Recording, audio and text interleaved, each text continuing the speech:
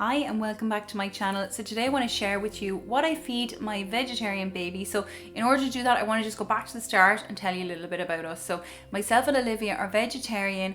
We're actually kind of more vegan because we don't take dairy. So we're vegetarian and we don't take dairy, but we do take eggs. The reason is because Olivia gets dermatitis when she takes dairy, and I suffered terribly with sinus problems when I was pregnant with her. So even when she was in utero, she was still dairy free. So I'm wondering, is that why? I'm not sure, but because of that we don't have dairy. So again, I'm more restricted with her. So I need to make sure I'm giving her the right foods. So Olivia is breastfed, and she was breastfed exclusively until she was 6 months, that's when I started the weaning process. So before that, the only extra thing she had was vitamin D drops and probiotics. So once she was 6 months, I started the whole first taste, and then I added protein and finger food, and she was doing fantastic, loved her food. I was getting great things into her. You know, I'd make soups with like lentil and loads of veggies and coconut milk. So she was getting oils, and she was getting her fats and her protein, her fruits or her vegetables, and then she'd have her fruit for her dessert, and it was going fantastic.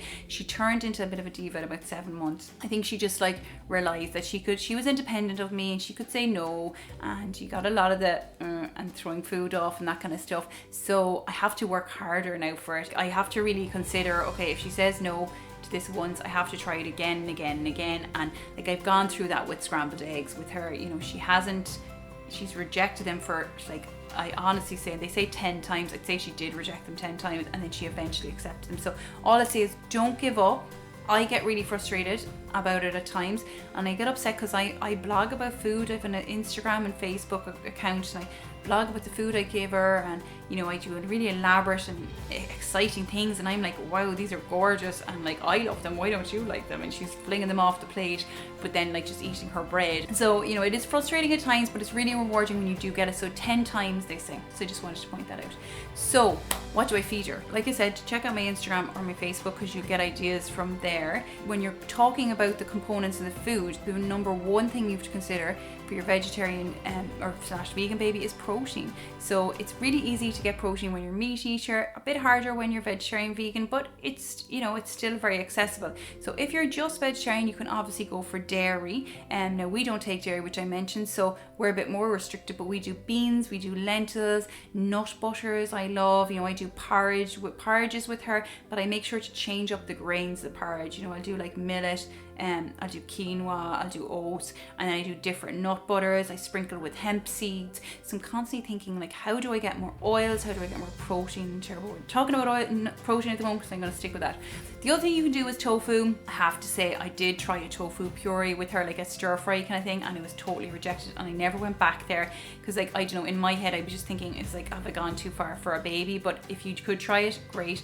Chickpeas are amazing, they love them. So you could just do like chickpeas for them to snack on their own, or else like you can also do like make your own hummus. Olivia is obsessed with hummus, so when all else failed, it was always bread with hummus was perfect. And when you're talking about proteins, you have essential proteins and you have non-essential. So your non-essential ones are the ones your bodies make, amino acids, they're the ones your body makes, and the essential ones are the ones we need to take into our diet. And again, it's easier for meat eaters to get the full complement of the essential amino acids within one meal. They're in the meat.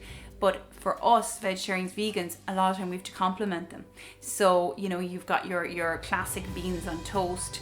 That's actually complementing all the amino acids to have the full spectrum of your essential amino acids within the meal. So things like kidney beans and rice as well would be another example of that. So just making sure that if your baby is vegetarian vegan, check out those guidelines for yourself and make sure that you're giving them a meal with full complement of essential amino acids would be my tip. Things like hummus and bread as well, like I mentioned already. One of Olivia's favorites, really handy little lunch. And now that she's a toddler, I have these little pots that I gave her. She can put her hand through it, and I'll just do little baby sandwiches, and she just pulls them out and eats them, you know, when we're in the buggy and out and about. So they're quite handy. So protein will be your number one. Next up, iron. So iron is really important for the production of your red blood cells, which transport oxygen around the body. So we know that if somebody is anemic, low in iron, they can get very tired. Iron is also important for immune system as well, and best taken alongside vitamin C. You know, you could have a portion of spinach with it, or like a glass of orange juice or whatever with it. It's going to aid in the absorption of the iron. So next I want to talk about healthy fats. So if you are vegetarian vegan, you are not going to be getting your fish in, you're going to be getting fish in your diet. Fish contain EPA and DHA, which are the omega-3 actives in them, and they're naturally found in the fish, and you do not need to convert them. When you are vegetarian vegan, you need to get your oils, your healthy fats from your things like coconut oil, rapeseed oil, but also like nuts and seeds. So nut butters are amazing. Olivia loves almond butter. Putting them into porridge, putting them into smoothies, that kind of stuff is going to really help to get those extra oils in for your baby. Sprinkling like chia seeds, hemp seeds in as well is going to be very beneficial. It's going to be super important for brain development, eye health, like lubrication of the joints, gut health, hormone health. So really, really important to get your good fats in there. Next up, B12. B12 is very important for the production of red blood cells, so transportation of oxygen around the body, and also nervous system. So you really need to make sure that you're getting good sources of B12. Now, it's harder as a vegan vegetarian, so this is where I would say supplement if you can. If you're breastfeeding your baby, supplement you, and you're going to pass it through your breast milk. Another important nutrient to take if your baby is vegetarian and yourself would be vitamin D. You can get it in fish, and you can get it in things like offal, but you're obviously not going to be taking those into your diet, and neither is your baby. So really important to supplement for them. It's really hard to get it here in Ireland in the winter months because we just don't get the sun. It's a nutrient that is produced in the skin when the sun hits it. So you can get it from the sun, but we're not really able to get it here in Ireland. So people in Ireland can be very, very deficient. So keep your baby topped up, super important, particularly, before they're 6 months, they have to have it because they're not exposed to the sun, and a lack of it can cause things like rickets. Before they're 6 months, and then after 6 months, then I'd keep it topped up unless it's the summertime, they're going to be exposed to the sun, and then pop them back on it again for the winter time. With your vitamin D, cell receptors in every cell of the body, so it's super important for absolutely everything, and a lack of vitamin D is linked with every ailment known. So really important to keep it topped up. Most notably things like the absorption of calcium, magnesium into the bones and teeth would be the kind of one that everybody knows about, but things like hormone health and brain health as well. Next I want to cover iron. So iron is something that, again, it's harder for us to get as vegetarians, vegans, because it's rich in meat, but we obviously don't eat meat, so it's going to be harder for us to get. Now, you can get it in things like beans, lentils, peas, whole grain breads, even like white breads are fortified as well these days. Just make sure that you're taking your iron with the vitamin C rich foods, something like grapefruit or orange, or even spinach or bell peppers, things like that. So pair foods together to get the maximum out of the nutrients. And these things, like meat eaters, don't have to think about these things as much as us vegetarians, vegans do, to make sure that we're getting the maximum out of our foods. So like a good example would be like a slice of wholemeal toast with nut butter and mashed berries would be perfect for your baby for breakfast, because the wholemeal toast is going to give them, you're going to get the iron from that,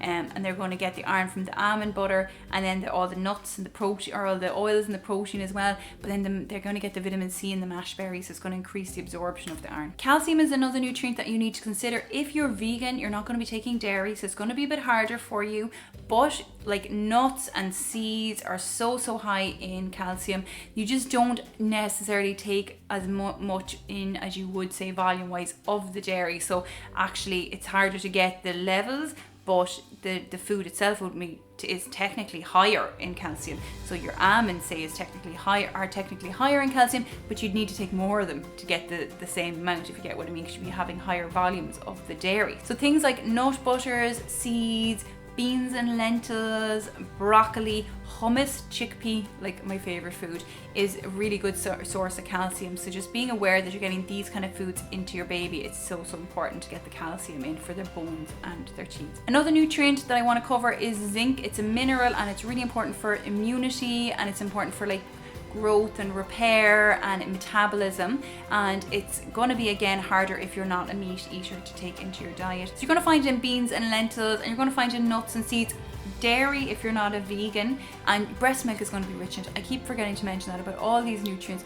Breast milk is going to, so if you as a breastfeeding mom are eating all these foods and supplementing to support, you are going to have really rich breast milk. So that's going to really help your baby as well. So, you know, then if they're fussy eaters like my little diva upstairs, you know, you don't have to worry too much. You know, you're doing your best, you're rotating the foods, and you're trying to get as much variation into them and trying to give them the different forms of it, like mashing it or giving them, you know, doing the different types of like purees and all that kind of stuff to try to see what they like or what combos they like. But you know that your milk is rich and that you're getting lots of nutrients in that way. So just remember, if your breast milk is rich, you're getting it into your baby as well. So just a few things I wanted to point out to finish.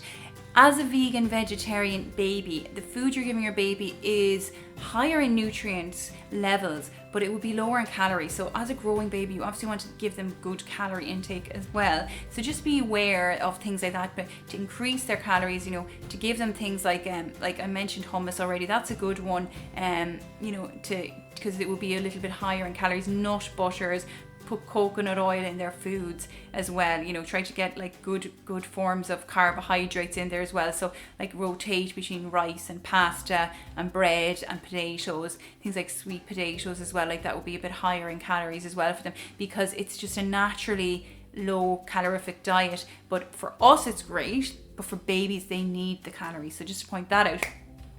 The other thing I wanted to point out is from 12 months, you can give your baby, instead of breast milk, if you want to wean them off, you can give them oat milk, or you can give them dairy milk, or you can give them fortified soya milk. But you can't give rice milk because there's low levels of arsenic in it. So I don't think it's safe till they're like 5. So I just wanted to point that out. So I'm still breastfeeding Olivia, but I give her oat milk or almond milk, you know, in foods, you know. So if I'm giving her, making her porridge, I now make it with oat milk, for example. Or if I make her a smoothie, I might put a bit of almond milk into it. But yeah, she is still breastfed, so that's her main milk source. But they don't technically have to be. They can be moved on to these other forms of milk, except for the rice. Just be cautious of the rice. So that is everything I wanted to cover. I hope it was helpful to you. As I said, check out my Instagram, my Facebook. You're going to see recipes, real life recipes that I've made for Olivia and that have worked for me. And yeah, so if you like the video, don't forget to give it a thumbs up and to subscribe to my channel. And yeah, if you have any questions, just leave them in the comments below. I'd be delighted to hear from you. Thanks a million. Bye.